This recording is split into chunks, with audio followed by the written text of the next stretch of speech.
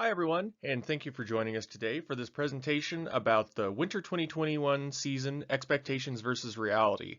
Today we're going to be spending a little bit of time looking at three different data sources that help us understand what consumer perceptions were looking like last summer as it relates to this coming winter season, and then looking at some data that tells us how things have progressed since then and what we're seeing in terms of the reality of sales in retail so far. To start with some brief introductions, my name is Matt Herndon, and I'm a principal with Corona Insights. Corona is a market research, evaluation, and strategy consulting firm located in Denver, Colorado. In case anyone is wondering, our name has nothing to do with the coronavirus at all. We actually were started with the name Corona in 1999, and for us, the word Corona refers to the rays of the sun, so illuminating data is kind of the idea. I will also mention that David Kennedy, our principal and CEO, is very closely involved in the work that we do with SIA. You won't be hearing his voice on this presentation today, but he is active in the chat.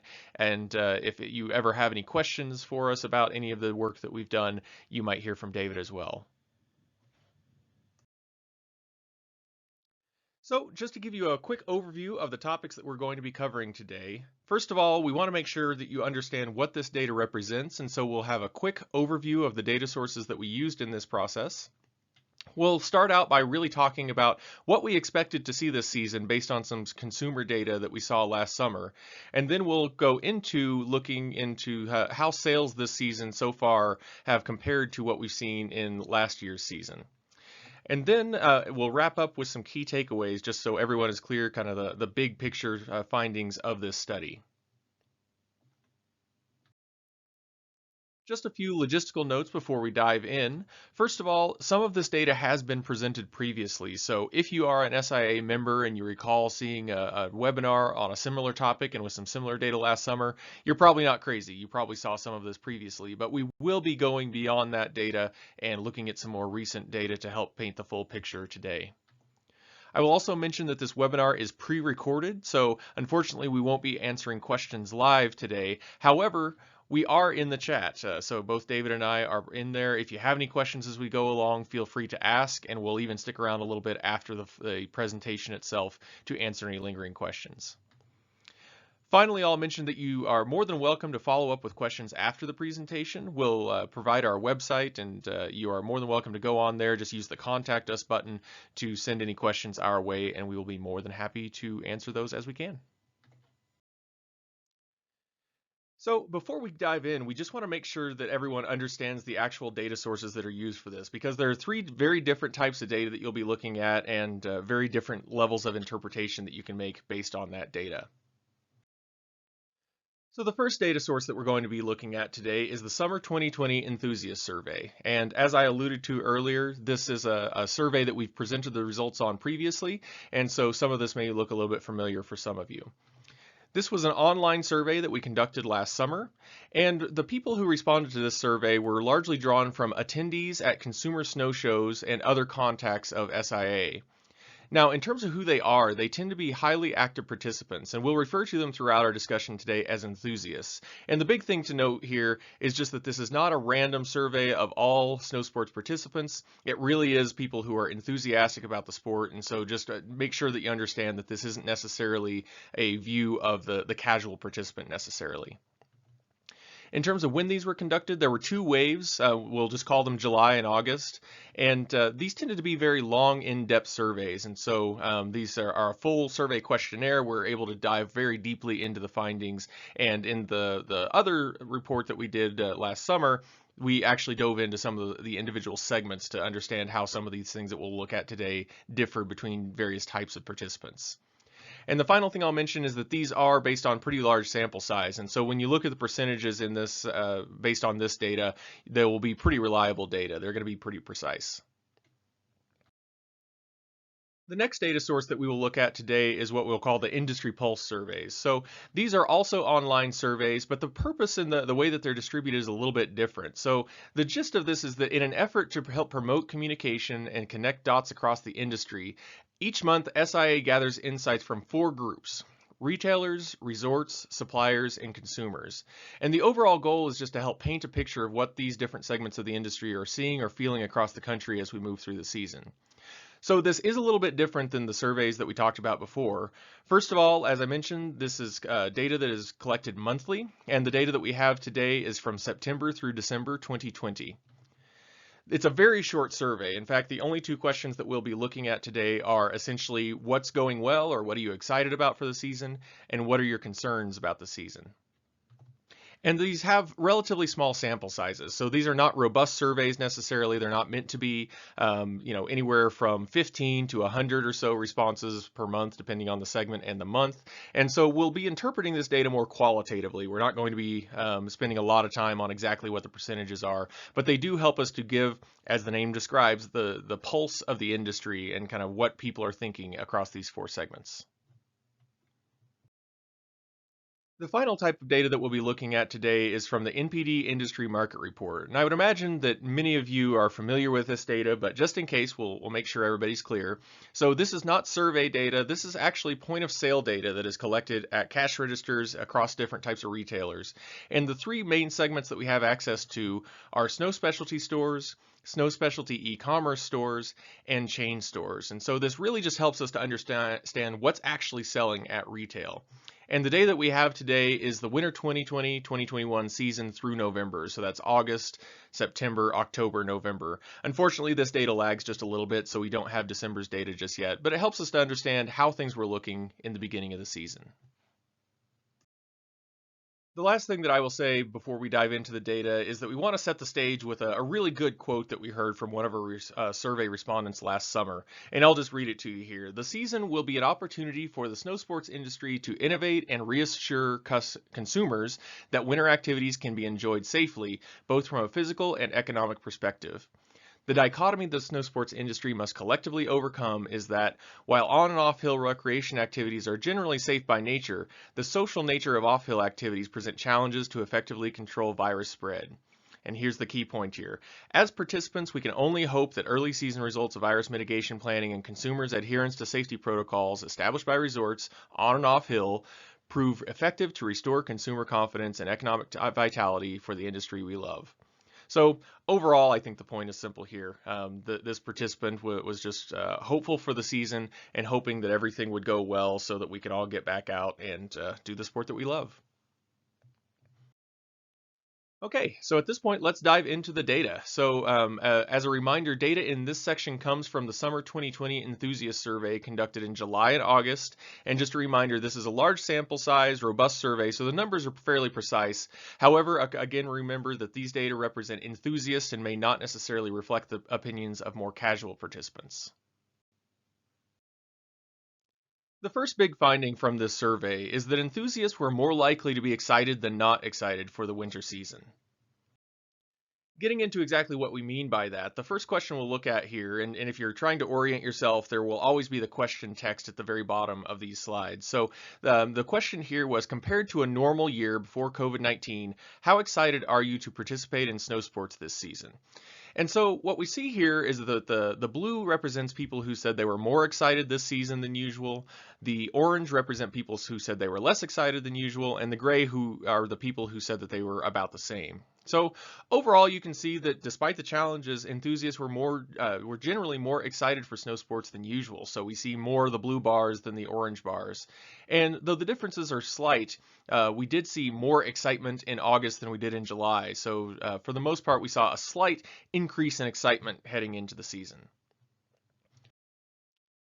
We also asked a follow-up question to this, which was open-ended, so people could write in whatever response that they wanted to. So the question was fairly simple, just why? So why are you more or less excited to participate in snow sports this season? And overall, what we saw is that there was significant optimism about snow sport this season, but not surprisingly, COVID was a concern.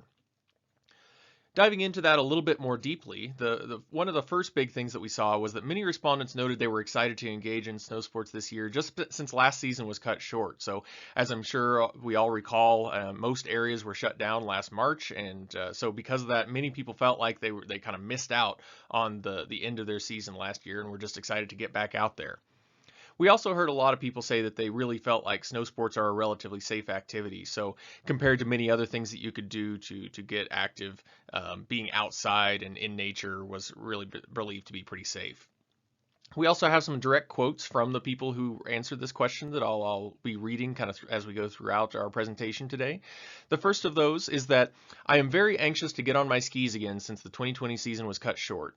I believe any outdoor recreation activity is beneficial to the mind, body, and soul. I'm spending a lot more time outside than I ever have before. And I'm sure those of us who have relations in the summer sports activity can attest that last year was really big for a lot of outdoor activities. And this person is basically saying getting outside is great, and they're hoping to do so in the winter as well. We did, on the other hand, see some who were still fearful that COVID-19 may make on-resort snow sports risky, especially during weekends or holidays. So, in particular, people were somewhat concerned about indoor spaces, and because of that, many said that they would bring food, avoiding rentals, gear up in the car, those kinds of things. And some also worried about access being restricted at ski areas. So, a couple quotes related to that. First of all, hopefully ski areas will be able to open and implement COVID-19 safety precautions like not filling chairs with people not in a group and requiring face coverings, social distancing in lines and common areas. Another person said, I expect less opportunities with capacity limited resorts. I also worry about people taking the virus seriously if I'm able to participate. The next big finding from the survey was that many expected reductions in spending, but not so much for outdoor purchases compared to other types of purchases. This next question is a little bit more complex, so I'll spend a moment to make sure you understand what it is that you're looking at here. So the question that we asked was, how do you anticipate the COVID-19 situation will affect your family's spending in the next year compared to normal in each of the following categories?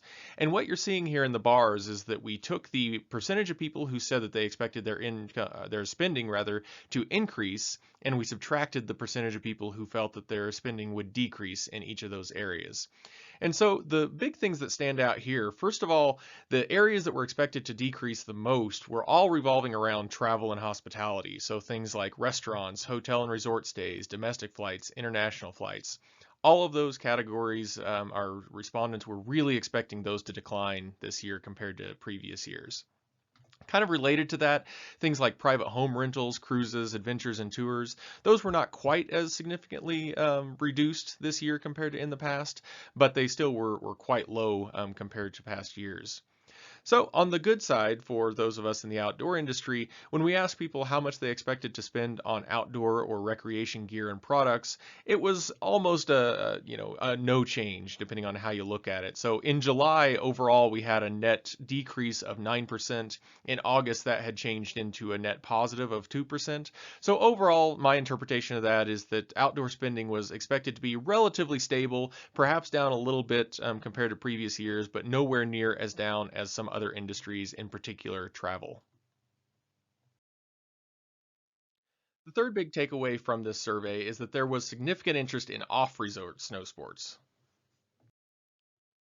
Similar to the previous slide, we also wanted to look at, in addition to how we expected spending to change, we wanted to know how we expected participation to change. And so we asked the question, how do you anticipate your participation in the following activities in the next year will compare to your participation before COVID-19? So one thing to note is that this is only among people who had participated in each sport. So it's really a measure of the people who are into each of these different activities, do they expect to do more or less? So it's not terribly surprising to see that all of these are positive. So overall, people were hoping to do more outdoor things based on, kind of the situation this year. But it is helpful to dive in a little bit into the various pieces of this and what we see. First of all, again, those of you who have any interaction with summer activities would be able to tell us that bicycling was through the roof this year. We had lots and lots of people getting out there and participating more frequently. And so we saw that reflected in our data as well, that among bicycling participants, the net change in participation was a positive 59%. We also saw other summer sports like hiking and backpacking, paddle sports, camping, those kinds of things being very positive. So snow sports was also thought to be in the positive direction, but not quite as high as some of those other ones that we just looked at. And so overall, the takeaway here is similar to what we talked about before. We see a lot of enthusiasm for people to get out and participate in snow sports this season. Perhaps not quite the big spike that we saw with some of the summer activities that you looked at above, but nonetheless, people are hoping to get out and be active. We also wanted to dive even one step deeper on this. So, among the people who had participated in some sort of snow sports, which is just about everyone given the source of this list, we wanted to know what types of activities they expected to increase or technically decrease, although we didn't see a lot of that, their participation in this year.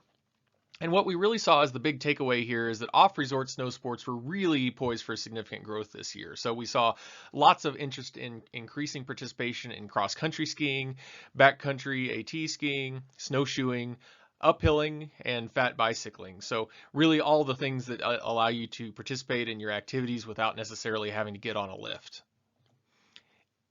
When it comes to the actual on-resort activities like skiing, telemarking, snowboarding on resort, we did see people overall expecting to increase their activity this year, but it's just not as significant as the interest in increasing participation in non-resort activities.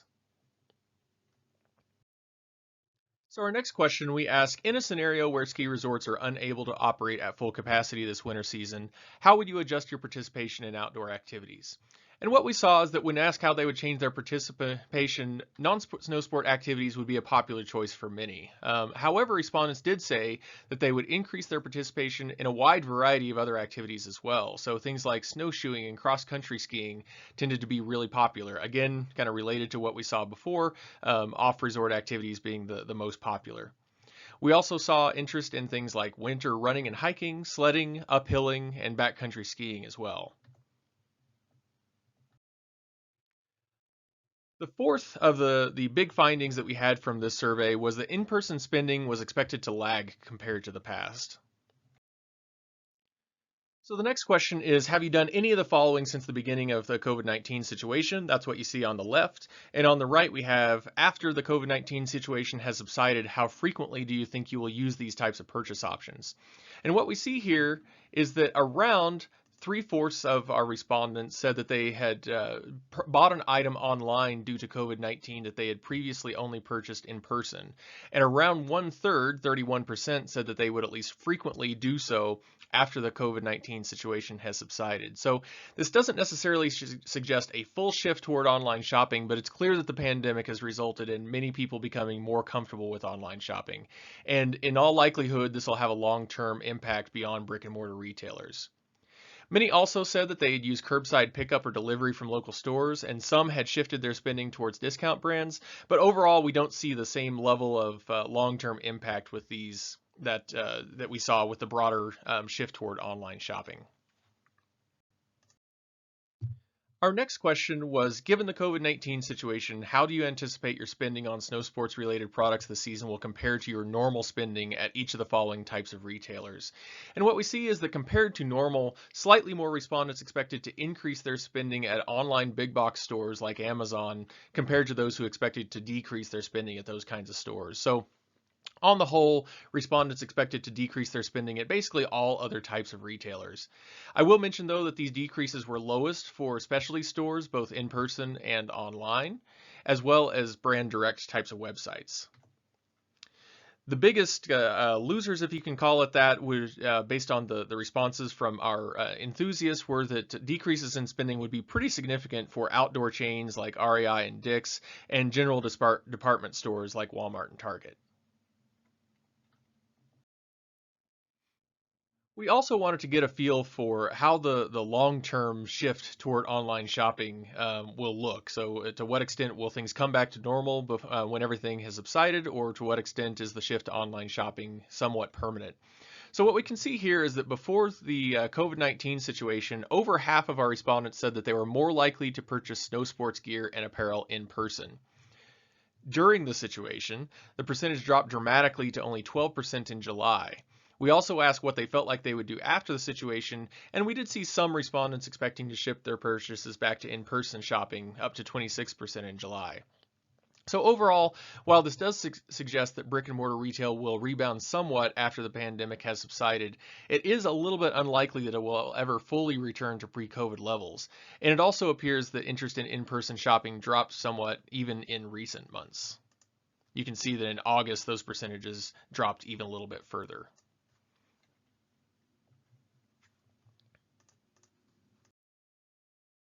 Our next big finding, and the last one in this section, is that our core participants really were still pretty excited about the upcoming season.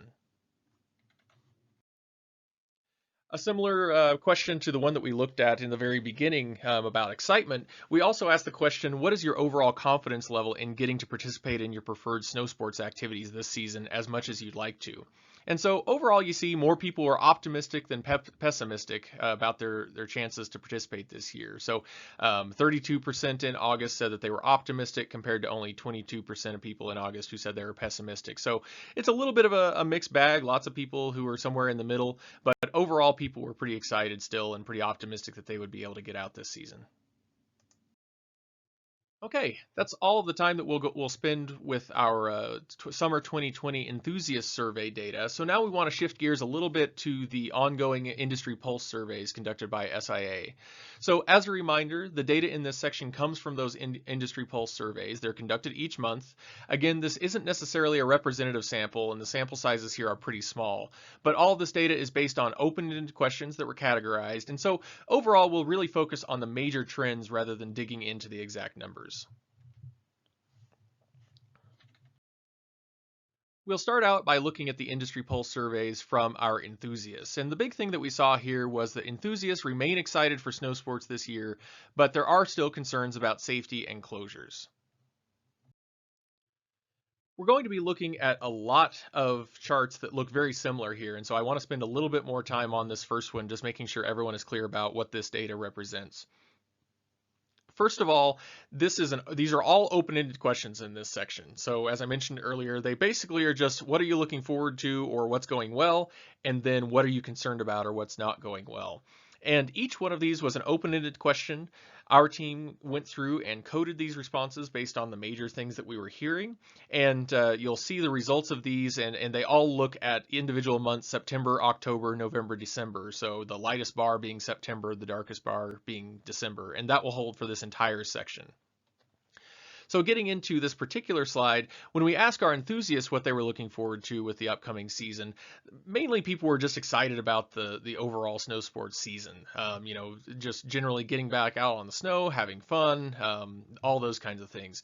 One specific quote that we heard on that one was that people were looking forward to getting back on the snow and bringing some normalcy to my life, even if it'll be different due to COVID. We actually heard some people who said that they were really looking forward to safety protocols, not necessarily the protocols themselves, but just a feeling of being safe while doing an activity that they love. And one quote related to that was just safe ways of being outside. And then finally, this one was kind of interesting. We saw some people say that they were looking forward to having fewer crowds. So the idea here being that some people would stay away from resorts because they were worried about the pandemic. And so that would actually make for a better experience for everybody else who went. And so, as I mentioned there, somebody said, hopefully lots of snow and uncrowded ski slopes. Next, we ask, what are your concerns about the coming season? And you can see that there is some variance here, but really all of these were fairly similar in terms of how many people mentioned each of them.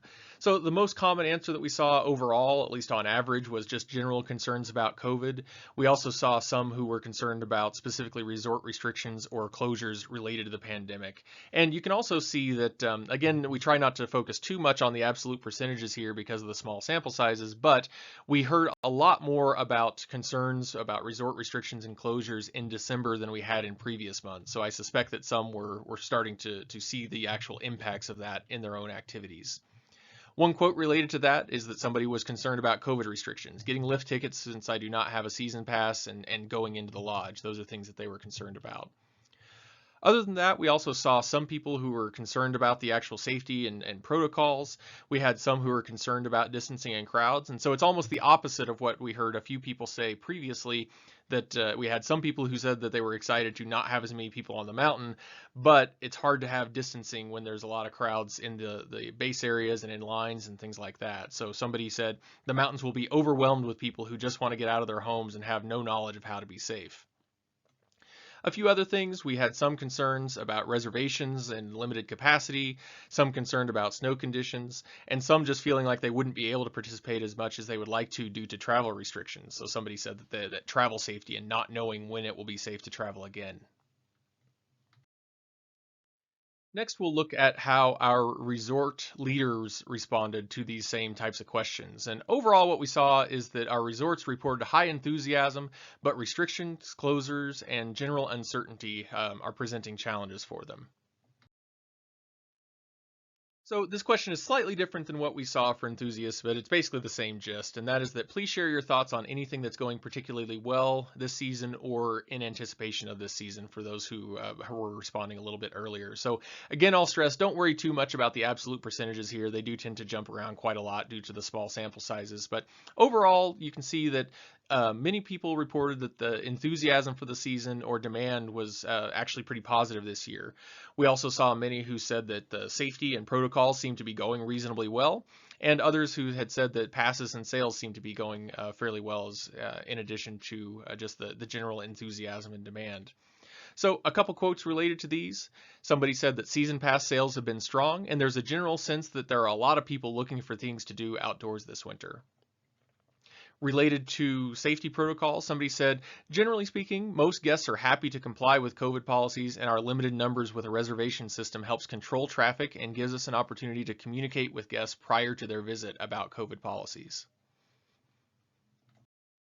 On the other hand, not too surprisingly, we do have some concerns from our resorts as well, and in particular, challenges remain in handling reduced capacity and the uncertainty of restrictions and closures. So first of all, the most common response overall was concerns about safety and protocols. Relatedly, we also had concerns about capacity and distancing. Some had concerns about restrictions and closures, and some were concerned about low participation overall, especially with regard to travel restrictions. A couple quotes related to these. Somebody said that crowding and capacity is definitely a concern. Managing expectations and being able to provide space for changing and other pre and post activities might take some creative thinking. So just trying to figure out how things were going to get done this year due to all of the safety protocols.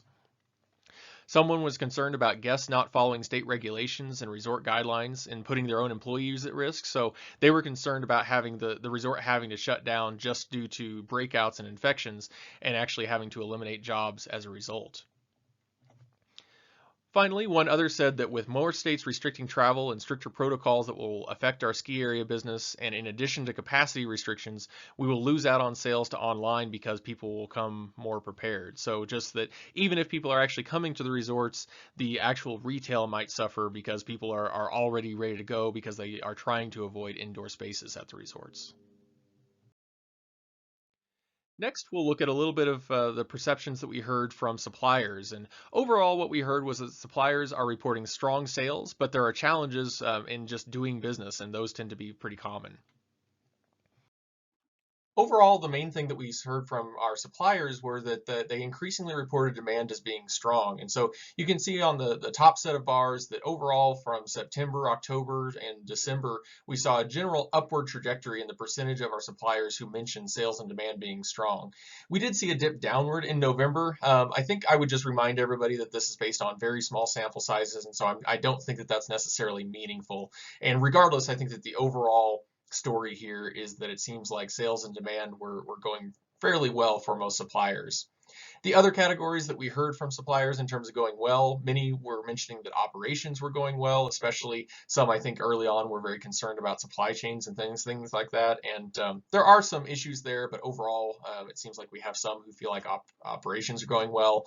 And then just general enthusiasm, both from backcountry specifically and general snow sports, that it seems like they're hearing a lot of enthusiasm from people for the year.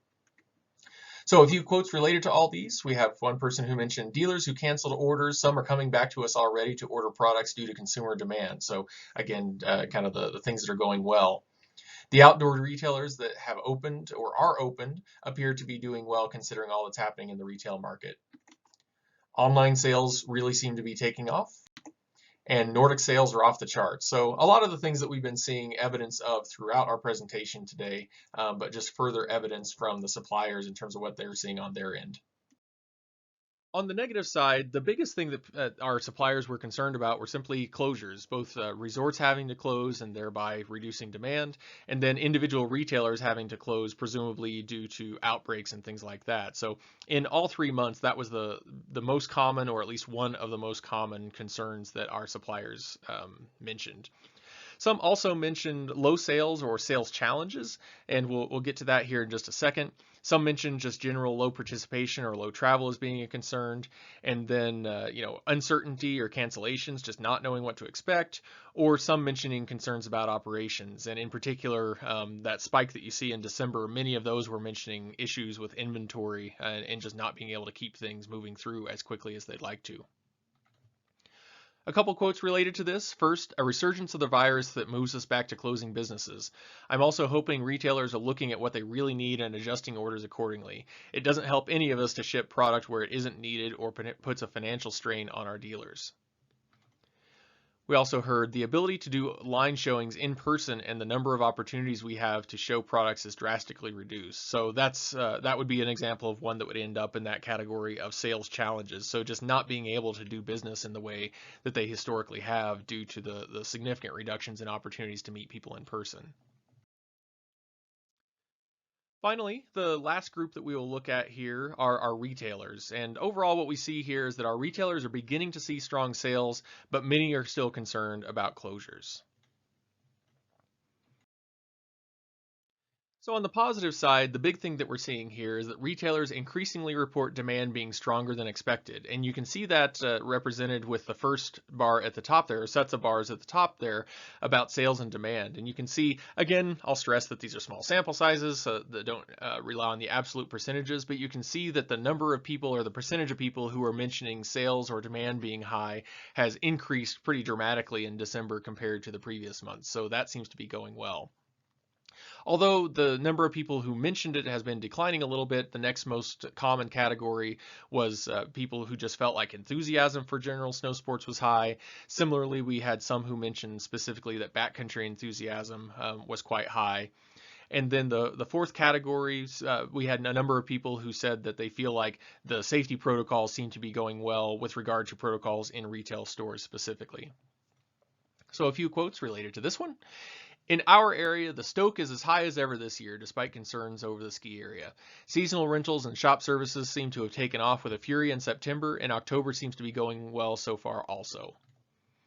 Someone mentioned that the website business has picked up, unfortunately not enough to compensate for lost in-store sales, but they're hoping that winter will make people want to be outside and need warm clothes.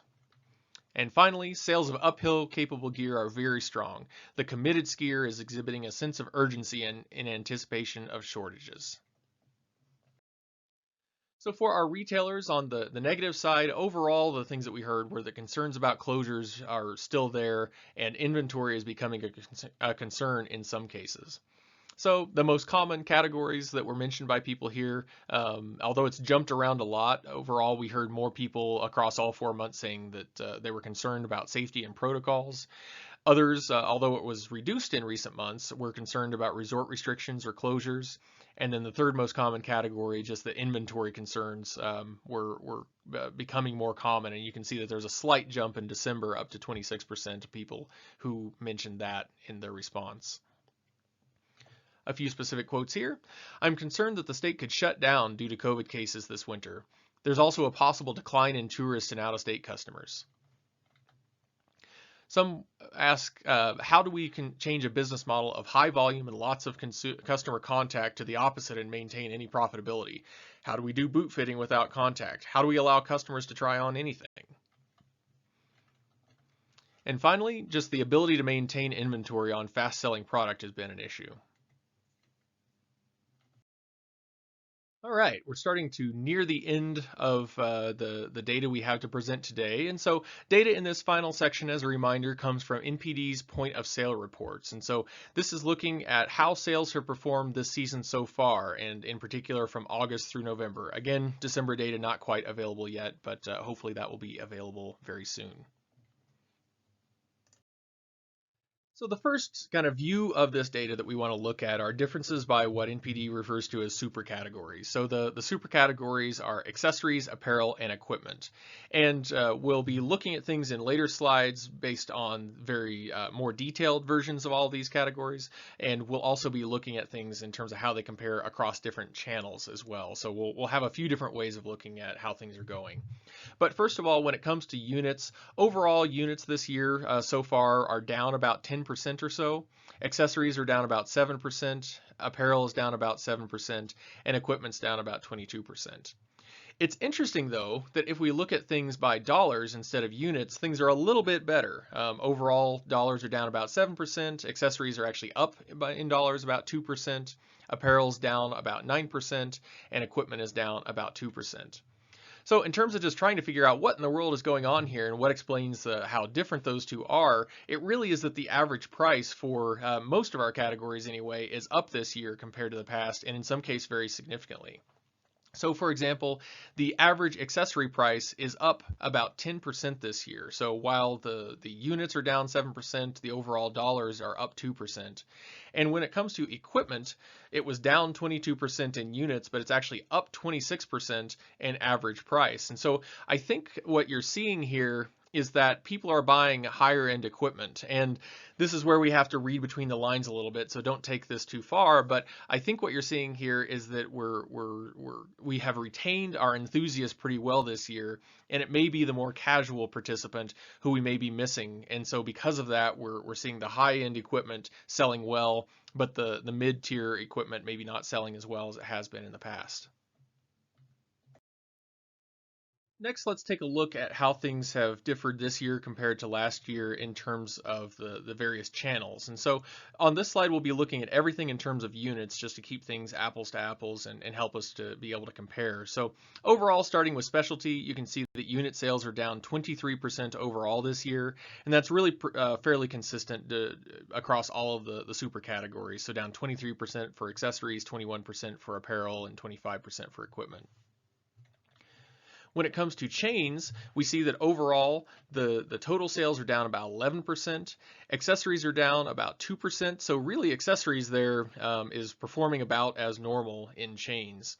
Apparel is down by about 8%, but the big loser when it comes to chains is that equipment sales have actually dropped fairly significantly, down about 35% this year compared to past years.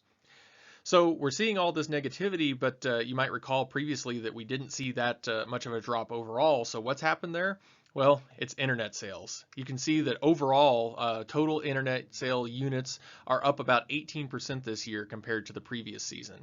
Accessories are down just a little bit. Apparel is up, but the big mover that really accounts for a lot of the differences that we're seeing so far is that internet sales of equipment are up 59% in units this year. So clearly, if we kind of look across all of this, you can see that what has happened here is that specialty stores, especially brick and mortar stores in particular, have lost out a bit, whereas internet specialty stores have really had a great year overall. So now let's spend a little bit of time diving into each of the super categories and looking at some of the subcategories underneath those. Starting with accessories, this one is actually fairly consistent across the slightly more detailed categories. So like we saw in the beginning, overall units for accessories were down about 7%. But for bags and sunglasses, it's really about the same level of drop, around minus 10% for bags, minus 7% for sunglasses. Overall, dollar sales are pretty flat when it comes to accessories, but like we saw earlier, the average price is up a little bit. Again, reading between the lines a little bit, the chances are what's going on here is that we have slightly higher more enthusiastic participants who are buying slightly higher end equipment, and that's driving a slight increase in the average price. When it comes to apparel, overall units, as we saw before, down about 7%, dollars down about 9%, and the average price really hasn't changed a lot here. The big areas that have dropped this year compared to last season tend to be just your garments, so cold weather undergarments, outerwear, socks, and hosiery. So my guess here is that we're seeing people who are sticking with the apparel that they've had from past years and aren't as interested in going out and buying new apparel. Finally, looking at the equipment super category, obviously there's a lot on this slide, and so we'll just really focus on the highlights. So as we saw in the beginning, overall units were down about 22% for equipment, dollars down about 2%, and the average price up about 26%. So again, we see a lot more of what we'll call the enthusiast buying. Higher end equipment is likely driving that increase in average price. But perhaps the big story here, and we've seen kind of some foreshadowing of this from both our enthusiast survey from the summer, as well as some of the things that we were hearing from our partners in retail and at the resorts, is that, man, Alpine touring equipment and Nordic equipment are really through the roof this year. Unit sales up 76% and 111% for those two categories. Dollar sales up 91% and 111%. I'm sorry, 117% this year. And overall average price up slightly, but not a huge amount. So certainly if you are a retailer and you have the opportunity to get access to more inventory of backcountry equipment, it's going to be a big category this year. You probably already know that, but that seems to be the real push for where sales are this year. I will also mention, just to keep emphasizing the point that we've talked about a couple times here, is that the average price for equipment is up almost across the board. The only category being slightly down is telemark equipment. But everything else, we see our consumers are purchasing higher end equipment than they have in the past. And so I think, again, this probably suggests that the more casual participant isn't out there as much as they have been in the past. And so the things that are selling tend to be the higher end types of equipment. Okay, we have reached the end of the formal presentation in terms of the various data sets that we will be looking at today. So we want to wrap things up by just talking about some of the key takeaways. Everything that you'll hear here we've already talked about, but just to kind of reiterate some of the big things that we saw in this data.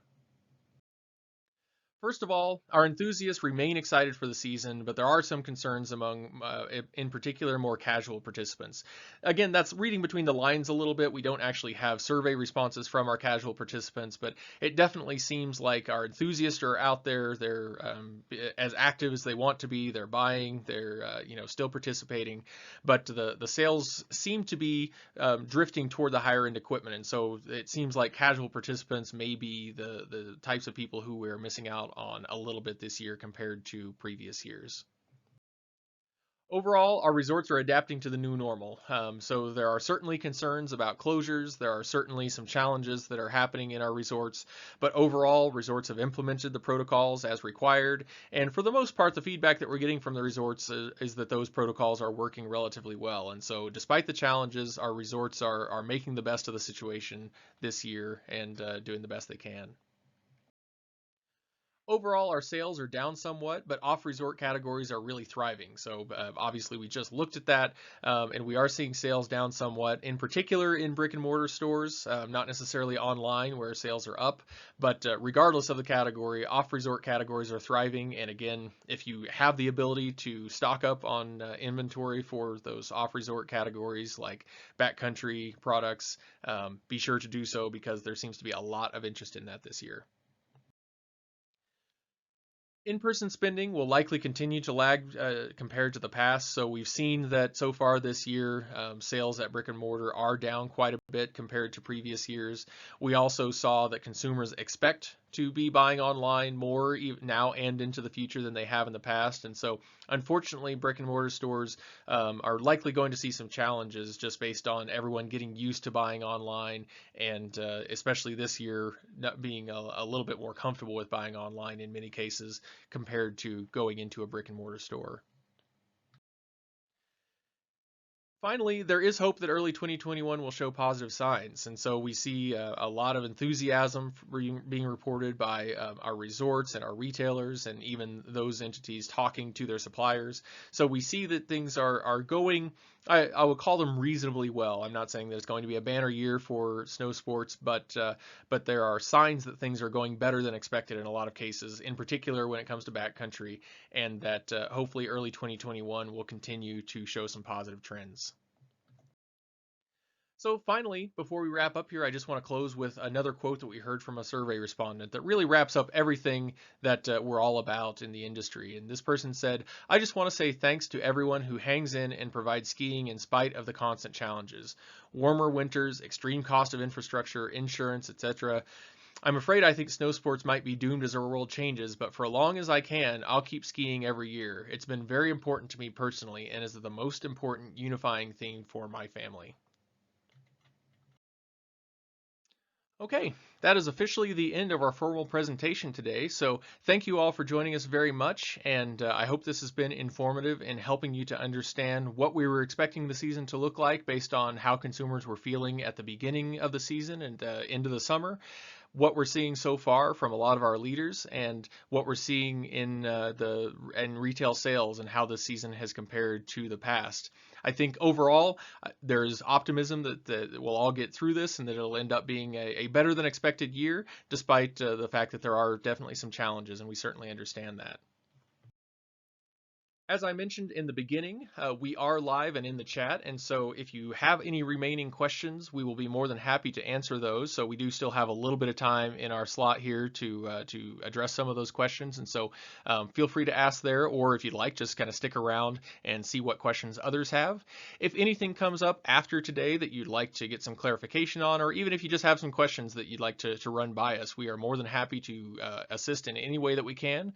Feel free to contact us. Probably the easiest way is to go to coronainsights.com and click the contact us link, and that will allow you to submit a message that will go directly to David, and we will respond to those as soon as we can. So again, thank you for your time today, and we will look forward to speaking with everyone soon.